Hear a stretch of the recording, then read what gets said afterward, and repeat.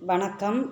இன்றைக்கு இந்த காணொளியில் நாம் என்ன பார்க்க போகிறோம்னா 10ஆம் வகுப்பு தமிழ் முதல் திருப்புதல் தேர்வு ஜனவரி 2023 தென்காசி மாவட்டம் பொதுத் தேர்வுகள் வினாத்தாளில் உள்ள 1 to 31 வரை உள்ள கேள்விக்கான பதிலை நம்ம ஏற்கனவே பார்த்து விட்டோம். இனி இந்த காணொளியில் பிரிவு 2 கேள்விக்கான பதிலை பார்க்கலாம் வாங்க.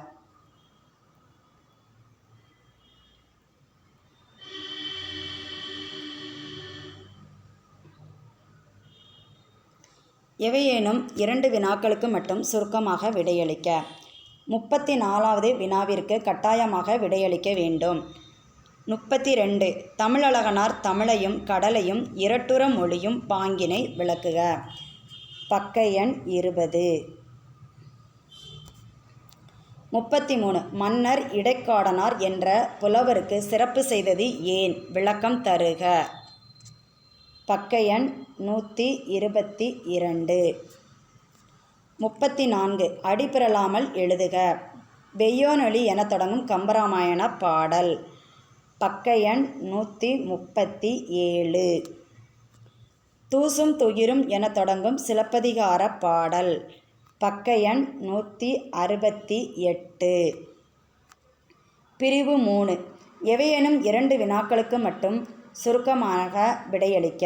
35 கண்ணே கண்ணுறங்கு காலையில் நீ எழும்பு மாமலை பெய்கையிலே மாம்பூவே கண்ணுறங்கு பாடினேன் தாலாட்டு ஆடி ஆடி ஓய்ந்துறங்கு. இத்தாலாட்டு பாடலில் அமைந்துள்ள தொடர் வகைகளை எழுதுக.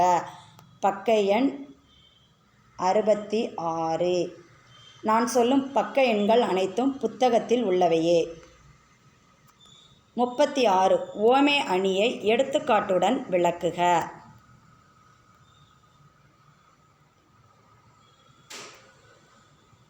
உவமை அணியை சான்றுடன் விளக்குக. அணி விளக்கம்.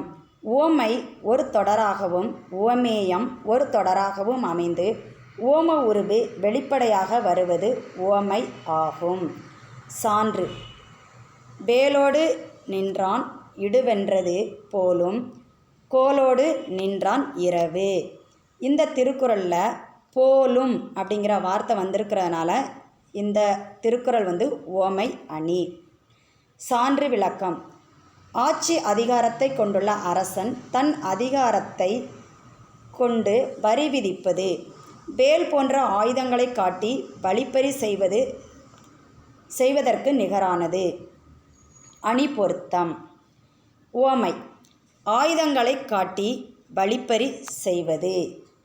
உவமேயம் ஆட்சி அதிகாரத்தை கொண்டுள்ள அரசன் தன் அதிகாரத்தை கொண்டு வரி விதிப்பது. ஓம உருபு போலும்.